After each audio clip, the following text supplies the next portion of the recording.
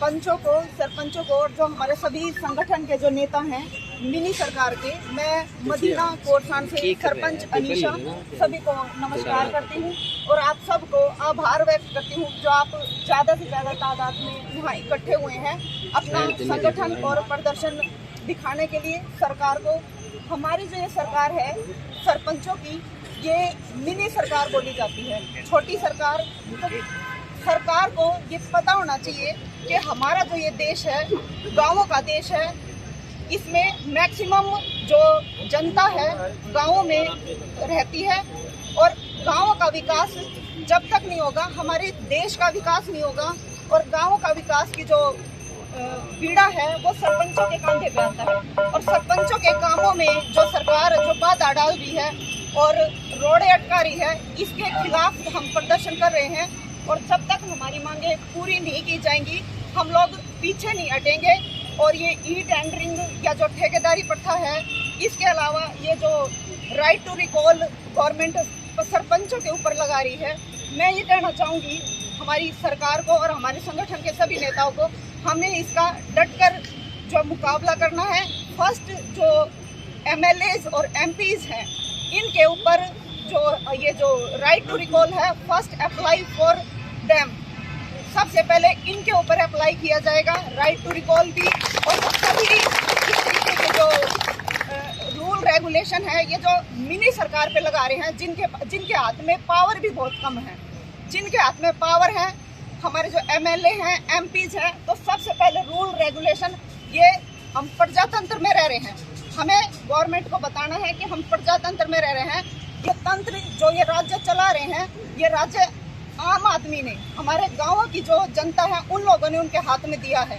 और हमारे को अगर ये परेशान करेंगे, सरपंचों को परेशान करेंगे, गाँव की जनता को के विकास में बाधा डालेंगे, तो इनका तख्ता पलट होने में ज़्यादा समय नहीं लगेगा। लाहली गांव से आप सबका हार्दिक अभिनंदन करती हूँ और आप सबका हार्दिक आभार व्यक्त करती हूँ कि आप सब लोग आए और हमारे जो सरपंच एकता के साथ जो जिला पार्षद है, मेंबर है और चेयरमैन जो भी आए हैं, उन सब का भी आभार व्यक्त करती हूँ कि जो हमारे संगठन में हमारे साथ है। और मैं सरकार से ये अनुरोध करती हूँ कि जो ये इन्होंने लागू की है ई टेंडरिंग, इसको बंद किया जाए।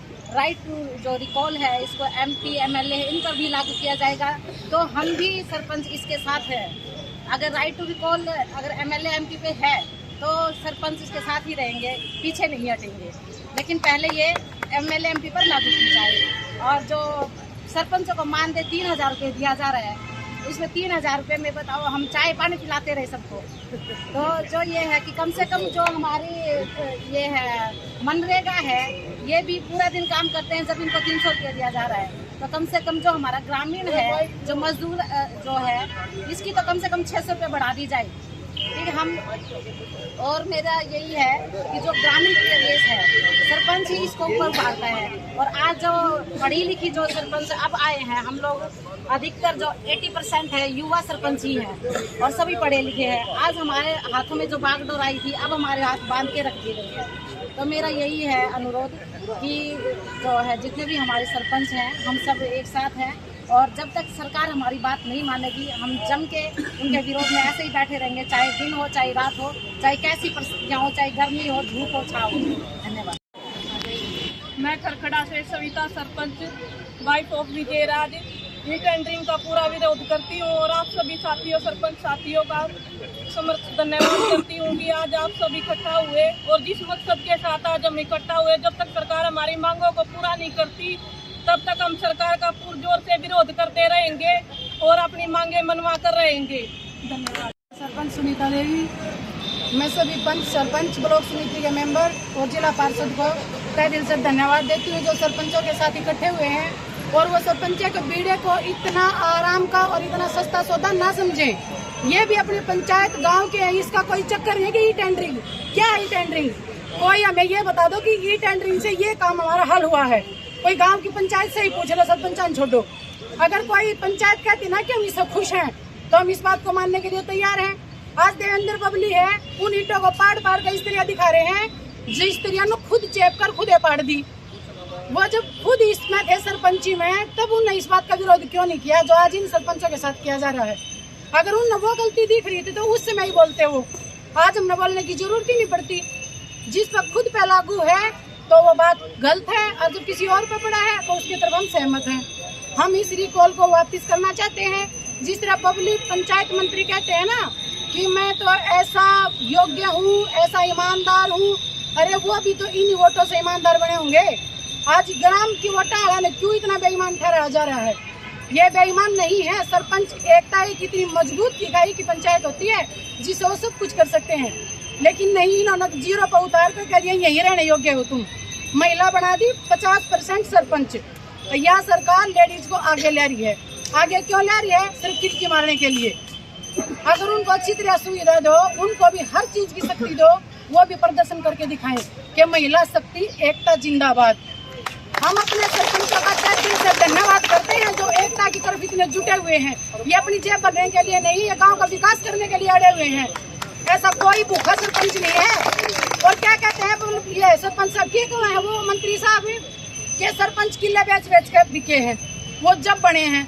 अरे नहीं, गांव के सरपंच और गांव के पंचायती, गांव के बड़े बुजुर्ग इतनी अच्छी मजबूत सरपंची है, अगर उन्हें जरूरत पड़ेगी ना तो अपना दिल भी दे देंगे। किला की तो बात छोड़ो।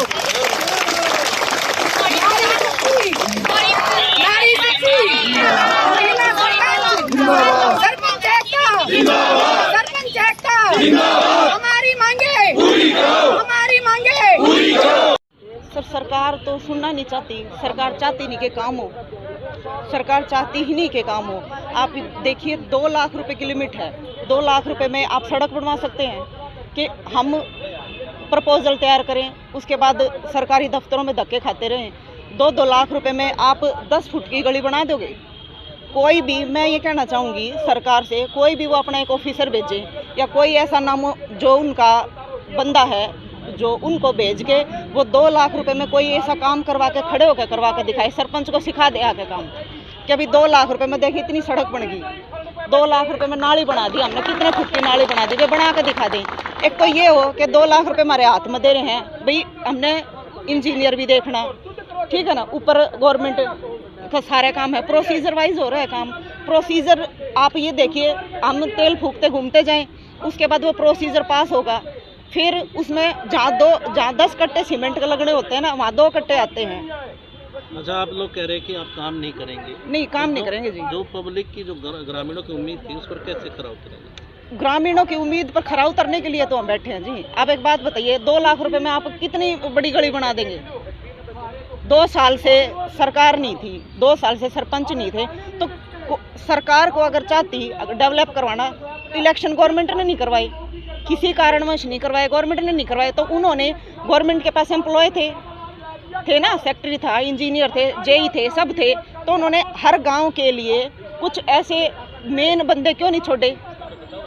हर गांव के लिए जेई है, हर गांव के लिए जो है सेक्रेटरी है ना, सारे पंचायत के डिपार्टमेंट में 2-2, 4-4 बंदे उन्होंने हर गांव के पास क्यों नहीं भेजे कि भाई इस गांव की जो नालियां टूट रही हैं, सफाई की जो व्यवस्था है वे करवा दो तुम। इतना इलेक्शन गवर्नमेंट नहीं करवाती। 2 साल की ग्रांट कितनी चली गई?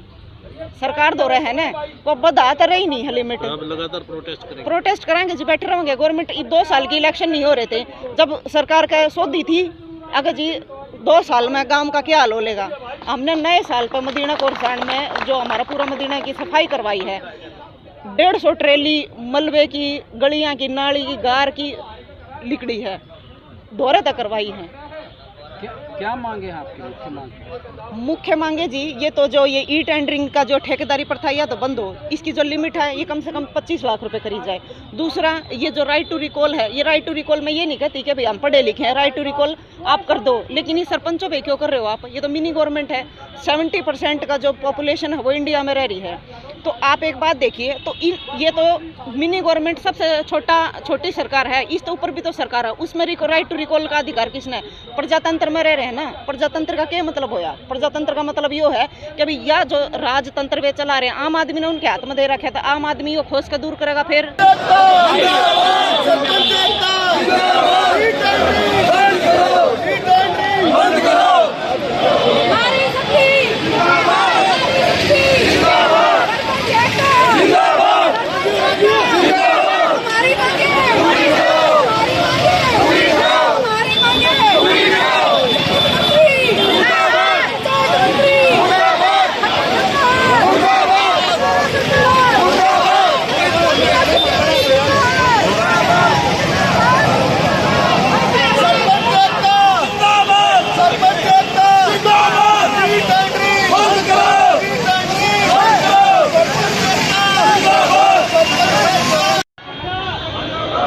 आज हम डीसी साहब को ज्ञापन सौंपने आए थे मुख्यमंत्री के नाम।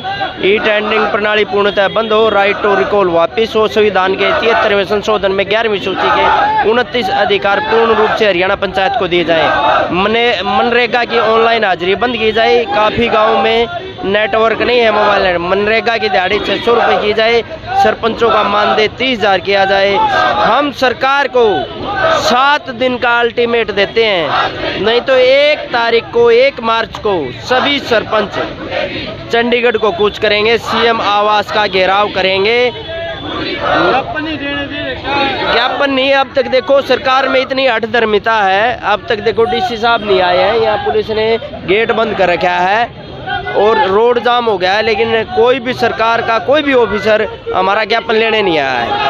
तो पुलिस प्रशासन इसको लेकर क्या बोलेंगे? पुलिस प्रशासन देखो सरपंच नहीं रहते हैं, कोई हिंसा का काम नहीं कर रहे, उसके बावजूद ये सरपंचों को और पब्लिक को उकास रहे हैं। भाई इतनी पुलिस फोर्स का क्या मतलब है? आराम से ज्ञापन देने आए थे, ज्ञापन ले लेते।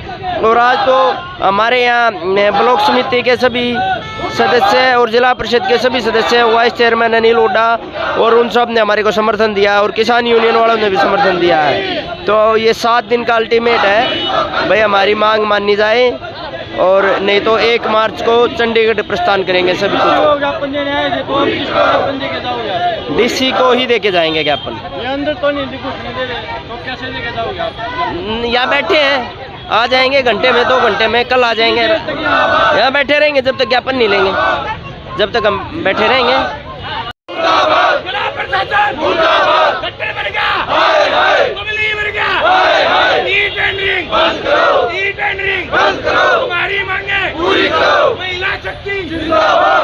मौके के ऊपर पुलिस बल जो है वो तैनात कर दिया गया है और सरपंच और सरकार आमने सामने हो चुके हैं।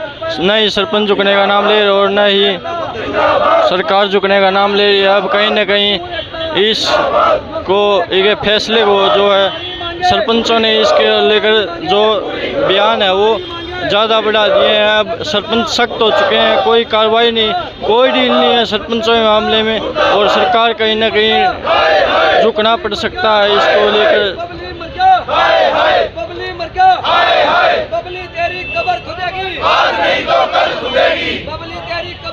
किस तरह मेरे पीछे रोड जाम देख सकते हैं आप, मेरे पीछे रोड जाम कर दिया गया है।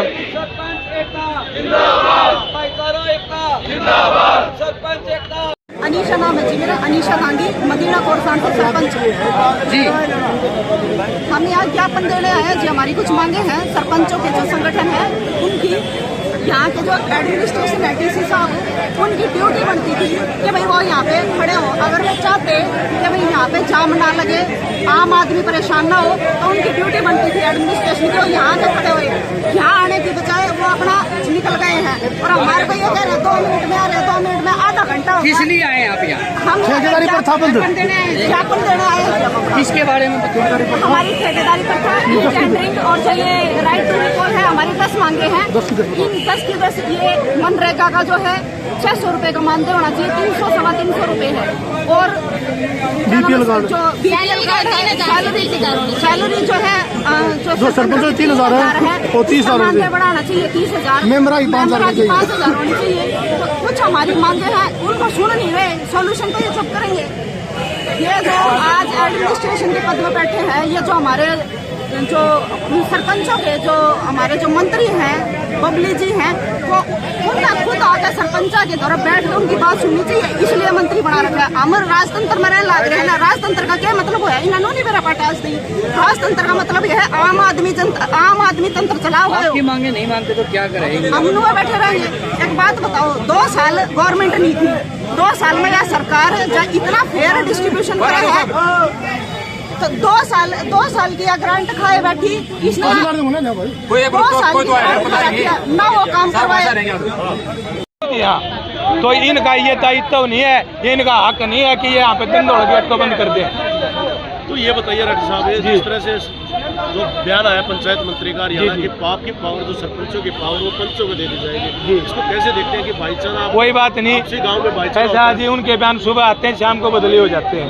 उनका तो एक बयान ये भी आया था कि सारे सरपंच हमारे साथ हैं और कुछ भोले भाड़े कुछ भोले भाले जो सरपंच हैं वो अलग चल रहे हैं। दूसरे उन्हीं के शब्दों में वो कहते हैं कि पढ़ी लिखी सरकार है। अगर पढ़ी लिखी सरकार है, बाकायदा उनके नॉर्म पूरे करके हम इलेक्शन लड़े, उसके बाद हम जीतते हैं। सरकार अगर ये कह दे कि मान लो ये भोले भाले हैं, तो पढ़ी लिखी सरकार कहाँ से होगी। और दूसरा हमारे आप ये मांगे देख लो, हमारी मांगे देख लो आप। हमारी मांगे गांव और देहात बताने के लिए है, हमारी पर्सनल कोई मांगे नहीं है। और आपके माध्यम से मैं सरकार को चताना चाहता हूँ, जो उन्होंने ये जो खट्टर सरकार और जो अपने देवेंद्र पब्लिक जी बार बार कहते हैं कि ये तो पैसे के लिए लग रहे हैं। ये पैसे पहले किसी ने 1.5 करोड़ लगा दिया, लगा दिए 1.5 करोड़, लेकिन गाँव के विकास में लगाए हैं। जो ये 2 लाख का देने की जो हमारे उसमें थोप रहे हैं ना रीटेंडरिंग के थ्रू, उससे पहले लगा दिए हमने पैसे, लेकिन गांव के विकास में लगा रखे हैं और गांव से बूझ के लगा रखे हैं। ये तो कहना चाहते हैं ना खाने के लिए, हम खाने के लिए नहीं, विकास के लिए। विकास के लिए पहले भी लगाए और आगे भी लगाएंगे। और आपके माध्यम से बताना चाहता हूँ कि अगर कोई भी सरपंच गलत कार्य करता हो ना, तो सारी सरपंच एसोसिएशन उसका विरोध करती है और सरकार का हितैषी है इस मामले में। कोई भी गलत काम करता है, चाहे वो अधिकारी हो चाहे सरपंच हो, आप उसको अंदर डाल दो, हम उसके हितैषी नहीं है। हम विकास के लिए बने और विकास ही करेंगे। और रही बात जो सरकार कहती है कि ये आज हमने हम पर ये थोपा है, जाकर इनको सरपंचों की जरूरत नहीं थी तो इन्होंने इलेक्शन कराया क्यों? वैसे 2 साल पहले भी चल रहा था, आगे भी चल जाता, सरपंच की जरूरत क्या थी? गढ़ी साहब ये बताइए, सीएम का बयान आया था अगर आप 25 तारीख तक इसको फंड को यूज नहीं करते तो फंड वापस ले लिया जाएगा। जो पंचायत एस्टीमेट भेजे, ये आपने बहुत अच्छा सवाल किया है। देखो ये मतलब ये कहते हैं ना आवाम में बातें छोड़ना, 1100 करोड़ रुपए की कहते हैं। मैं अपनी खुद कहता हूँ, मैं बड़म्बा ग्राम पंचायत बेलबा से मैं सरपंच हूँ। 1 पैसा भी अगर आप मेरे 1 फुट्टी चमन्नी जाग मेरे खाते में दिखा दो तो मैं आपका चौराज इस्तीफा दे दूंगा, अगर मेरे खाते में 1 रुपया भी आ रहा हो। और मेरे साथ नहीं, पूरे हरियाणा में किसी सरपंच के कोई खाते में नया पैसा नहीं आया है। और ऊपर से लैप्स होने की बात करते हैं कि मार्च में वो लैप्स हो जाएगा। ये जनता का गुमराह कर रहे हैं कि क्योंकि मार्च में इनके पास पैसा नहीं है सरकार के पास, लेकिन ये झूठे बवंड रहे हैं जिसके तहत ये कहना चाहते हैं कि सरकारों को हमने 1100 सरपंचों को 1100 करोड़ रुपए दे दिए और मार्च में लैप्स हो जाएंगे। उसके बाद ये पंडा सरपंचों पे फोड़ेंगे कि सरपंचों ने विकास नहीं करा, लीजिए पैसे वापस ले गए। मैं अपने खुद के खाते दे सकता हूँ मीडिया के माध्यम से, जाकर 4 अन्य भी मेरा खाता मारे होने, मैं आज इस्तीफा दे दूंगा।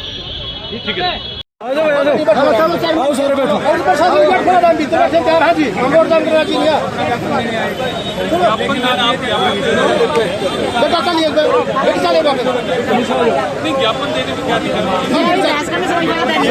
हमसे आपको रिसीविंग चाहिए, आपको ज्ञापन देना है, आप रिसीविंग मुझसे ले लो, आप रिसीविंग मुझसे ले लो, आपको कोरियर पे बैठे रहो रहे। हाँ जी, डीसी साहब से मिलने नहीं दे रहे तो क्या करोगे अब आप? हम बैठे हैं उनके वेट में, इंतजार में बैठे हम। अंदर तो जाने नहीं दे रहा। आना पड़ेगा, डीसी साहब को आना पड़ेगा।